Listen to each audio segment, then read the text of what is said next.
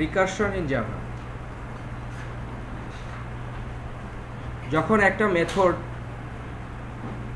Method যখন তার body পার্টের মধ্যে নিজেই নিজেকে কল করে, তখন সেই ধরনের মেথডকে বলা হয় রিকারসিভ মেথড, এবং এই ঘটনাটাকে বলা হয় রিকারশন। তো রিকারসিভ মেথডের জন্য আমাদেরকে প্রথমেই যে কাজটা করতে হবে সেটা হচ্ছে যে এই মেথডটা যেহেতু তার বডি পার্টের ভিতরে ঢুকে নিজেকে কল করতেই থাকবে, দ্যাট মিনস এটা অনেকটা একটা লুপের মতো চলতেই থাকবে। সেজন্য রিকারসিভ মেথডের ক্ষেত্রে সেই মেথডটার অবশ্যই একটা এন্ডিং পয়েন্ট থাকে, যে সার্টেন পয়েন্টে এসে সে আর নিজেকে কল করবে না।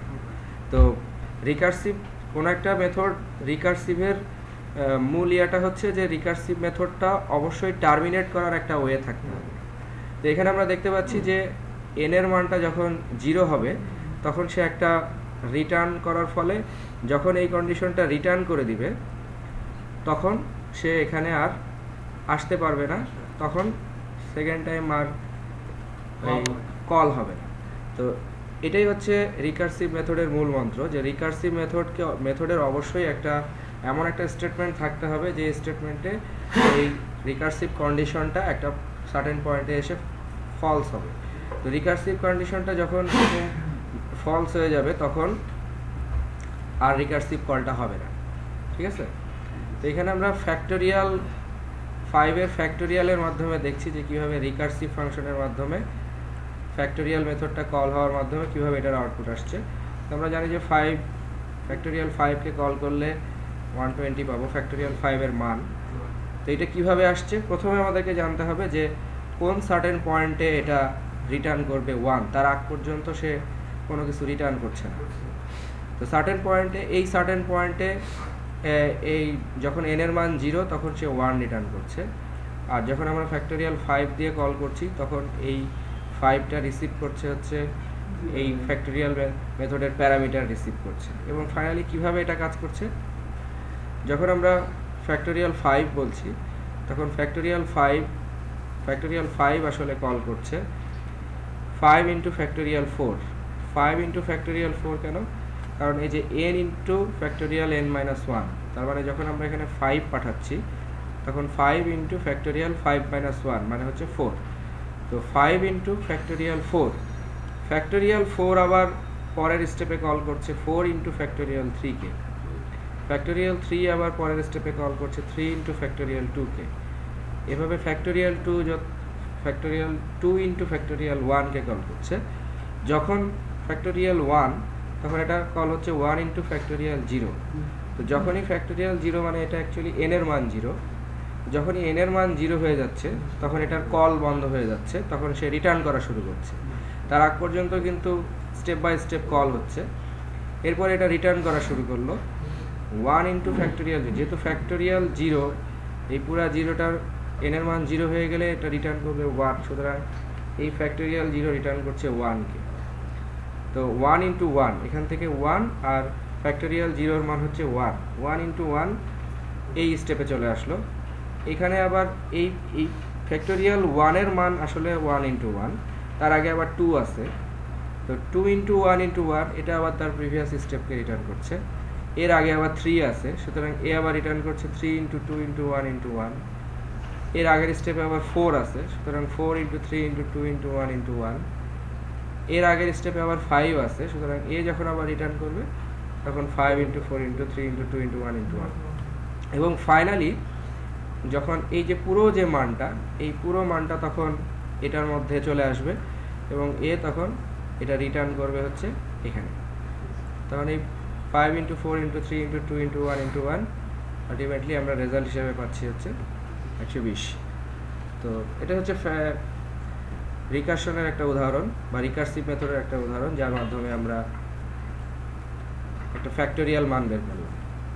যে ক্রমানুসারে একটা মেথড তার নিজেকেই কল করছে একটা নির্দিষ্ট কন্ডিশনের উপর বেস করে, কন্ডিশন শেষ হয়ে গেলে তখন এটা আর কল করছে না। তো যখন এখানে রিকারসিভ ফাংশনের মেথডের ক্ষেত্রে যখন এই কন্ডিশনটা যদি প্রপারলি ব্যবহার করা না হয় তাহলে এই কলটা অনির্দিষ্টকালের জন্য চলতে থাকবে।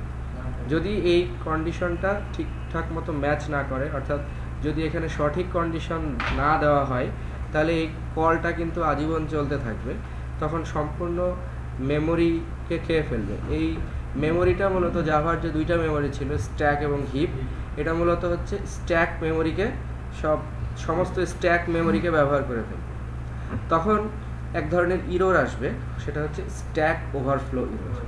অর্থাৎ যখন রিকার্সিভ ফাংশন ঠিকমতো এন্ডিং কন্ডিশন থাকে না রিকার্সিভ ফাংশনে, তখন সে অনির্দিষ্টকালের জন্য তার ফাংশনকে কল করতেই থাকে এবং একটা পর্যায়ে স্ট্যাক মেমোরি সমস্ত দখল করে ফেলে।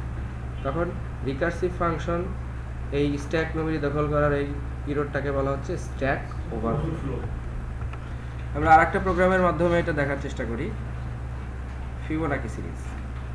ফিবোনাকি সিরিজে এখানে আমরা একটা মেথড লিখলাম ফিব, এটা একটা ইন্টিজার মান রিসিভ করবে। ফিবোনাকি সিরিজটা কি সেটা প্রথমে আমরা দেখে আসি। যে এখানে আমরা একটা ইনপুট দিলাম 6। ফিবোনাকি সিরিজটা হচ্ছে 6টা স্টেপে আগের মানের সাথে, এটা জেনারেলি 1 থেকে শুরু হয়, আগের মানের সাথে পরের মানটা, আগের দুটা মান যোগ করে পরের মানটা, যেমন 2 মানে হচ্ছে 1 আর 1, 3 হচ্ছে 2 আর 1 3, 5 হচ্ছে 3 আর 2 5, 8 হচ্ছে 5 আর 3 8। তো এই ধরনের সিরিজকে বলা হচ্ছে ফিবোনাকি সিরিজ। তো এখানে যে ফিবোনাকিটা আমরা করলাম রিকার্শনের মাধ্যমে, সেটা কিভাবে রেজাল্টটা দিচ্ছে প্রথমে আমরা দেখার চেষ্টা করি। যে প্রথমে যখন আমরা ইনপুটের মাধ্যমে ইনপুটটা নিলাম, যে কয় লেভেল পর্যন্ত ফিবোনাকিটা দেখাবো, ইনপুটটা রিসিভ করলো এই ইনপুট স্ট্রিংটা, এরপরে এটাকে আমরা ইন্টিজারে কাস্টিং করে নিলাম ইনপুটটা, তারপরে ওই সংখ্যক পর্যন্ত লুপ চালানো হলো, যেটা 1 থেকে শুরু করে <=6 পর্যন্ত লুপটা চালাবে। প্রথমবার যখন ফিবোনাকি এই ফিব মেথডটা কল হলো, তখন আয়ের মান হচ্ছে 1, এবং এ যখন এখানে আসলো তখন <2 হলেই রিটার্ন করে দিচ্ছে 1। তার মানে যখনই ফিবের মান হচ্ছে 1, এন রিসিভ করলো 1, তখন এ রিটার্ন করে দিচ্ছে 1, তখন আমরা এফ পাচ্ছি হচ্ছে 1। এরপরে 1 এর মান হচ্ছে, আয়ের মান হলো 2 হলেও এটা 1, সেজন্য আমরা প্রথম দুটা মান পেয়ে গেলাম হচ্ছে 1 1। তো প্রথম দুটা মান বোঝাটা একটু সহজ। তৃতীয়বারে যখন আসবো, যখন আয়ের মান হচ্ছে 3, তো আয়ের মান যখন 3, তখন এখানে এই কন্ডিশন মিট করলো না, তখন এখানে এলস পার্টে আসলো এবং রিকার্সিভ কল হলো। রিকার্সিভ কলের মাধ্যমে এখানে আসলে হচ্ছে 3 - 1 মানে হচ্ছে 2, আর 3 - 2 মানে হচ্ছে 1। তাহলে এখানে হলো কত, যে 2 এবং 1। তো 2 এবং 1 দুটা আবার 1 1 হয়ে গেল, তখন এটা 1 এর সাথে 1 যোগ করে 2 রিটার্ন করবে, তখন আমরা পেয়ে গেলাম হচ্ছে 2। এরপরে যখন আয়ের মান হচ্ছে 4, তখন এটা এখানে চলে আসলো, এটা হলো 3, এটা হলো 2। এটা যখন 3 এবং এটা যখন 2, তখনও এটা তার পরবর্তীতে আবার নিচের ইয়াকে কল করতে থাকবে, কারণ যতক্ষণ পর্যন্ত না এটা 2 বা 2 এর চেয়ে কম হচ্ছে, ততক্ষণ পর্যন্ত এটা কলটা হতে থাকবে। তো আমরা বের করছিলাম আসলে 6, তো 6 দিয়ে যদি আমরা বের করতে পারি, তাহলে বাকি সবগুলো নিচেরগুলো অটোমেটিক বের হয়ে যাবে। আমরা এখানে ছবিটা দেখি, যখন 6 দিয়ে কল করা হলো, তখন আসলে 5 + 4 এই দুইটা কল হলো। তো 5 এই পাশে একটা সিরিজ আর 4 এই পাশে একটা সিরিজ তৈরি করবে। 5 আবার কল করলো হচ্ছে 4 এবং 3 কে, 4 আবার কল করলো হচ্ছে 3 এবং 2 কে, এদিকে 3 আবার হচ্ছে 2 এবং 1 কে কল করলো, আর এই 3 আবার হচ্ছে 2 এবং 1 কে কল করলো। এই 2 আর কাউকে কল করবে না, কারণ হচ্ছে যে <2 হলে সে 1 রিটার্ন করে দিচ্ছে, সুতরাং এই পাশ থেকে আর কলটা হবে না। এই পাশে 1 হয়ে গেছে, সুতরাং এই পাশে আর কল হবে না। যখনই 1 বা 2 পর্যন্ত হয়ে যাবে, তখনই তারপরে আর কল হবে না। ঠিক এই একইভাবে এই পাশে 3 এবং 2 এর জায়গাতে 3 কল করলো 2 এবং 1 কে, এই পাশে কলটা বন্ধ হয়ে গেল।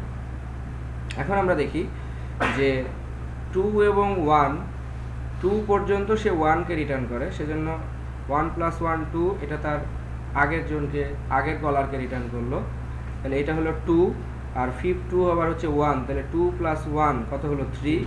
এই 3 রিটার্ন হয়ে গেল কার কাছে? 4 এর কাছে। 4 এর কাছে আবার 3 প্লাস এই 3 মানে হচ্ছে আবার 1 + 1 মানে 2, তাহলে 3 + 2 মানে হচ্ছে 5, এই 5টা চলে গেল হচ্ছে 5 এর কাছে। আর এই পাশে আসলে 3 এবং 2, এই 3 আবার 2 এবং 1 কে যে কল করলো, এই 2 মানে হচ্ছে 1 আর 1 মানে হচ্ছে 1, দ্যাট মিন্স 2, এই 2 চলে গেল হচ্ছে 3 এর কাছে। 2 + 1 = হচ্ছে 3, এই 3টা আবার রিটার্ন হয়ে গেল 4 এর কাছে, তাহলে আলটিমেটলি 5 + 3 = 8, লাস্টের মানটা হচ্ছে 8 আমরা পেয়ে গেলাম। তাই 6, এখন যদি আমরা 5 কে দেখি যে 5 কত রিটার্ন করবে, এই 5 কত রিটার্ন করছে, এইখানে কত আছে 5, তাহলে 5 মানে হচ্ছে 5 মানে সিরিজটা শুরু হবে এইখান থেকে, আবার 4 মানে হচ্ছে সিরিজটা শুরু হবে এইটুকু, আর 3 মানে হচ্ছে এইটুকু, 3 মানে হচ্ছে 1 + 1, 3 মানে হচ্ছে 1 + 1, আর 2 বা 2 এর চেয়ে যারা ছোট তারা জেনারেলি হচ্ছে 1। তাহলে আমরা দেখতে পাচ্ছি যে কিভাবে আসলে ফিবোনাকি সিরিজ এই রিকারশনের মাধ্যমে, রিকারসিভ কলের মাধ্যমে কিভাবে 6 দিয়ে আমরা 8 পাবো। আমরা 6 পর্যন্ত বুঝলে, যে কোনো একটা লেভেল পর্যন্ত বুঝলে, তখন বাকি লেভেলগুলো অটোমেটিকভাবে বোঝা যাবে। তো আমাদের প্রোগ্রামটা ছিল এরকম যে এখানে এই লুপটা 1 থেকে আমরা 6 দিয়েছিলাম, 6 পর্যন্ত কল হবে, অর্থাৎ দ্যাট মিনস এখানে একটা প্রিন্ট দেওয়া আছে, এই প্রিন্টটা আসবে হচ্ছে 6 বার। তো যখন এটা 1 1 তখন 1 1 করে আসছে, কিন্তু পরবর্তীগুলোর ক্ষেত্রে এটা রিকারসিভ কল হচ্ছে, রিকারসিভ কল হয়ে ফাইনালি এই দুইটার যোগফল এখানে রিটার্ন হচ্ছে। এবং সেটা কিভাবে যোগফলগুলো রিটার্ন হচ্ছে সেটা আমরা একটা স্টেপের মাধ্যমে দেখে নিলাম। মানে জেনারেলি এরকম ফিগার দেখা ছাড়া স্বাভাবিকভাবে যখন প্রথম অবস্থায় আমরা দেখবো রিকারসিভ, তখন এটা বোঝাটা একটু কষ্টকর। ঠিক আছে।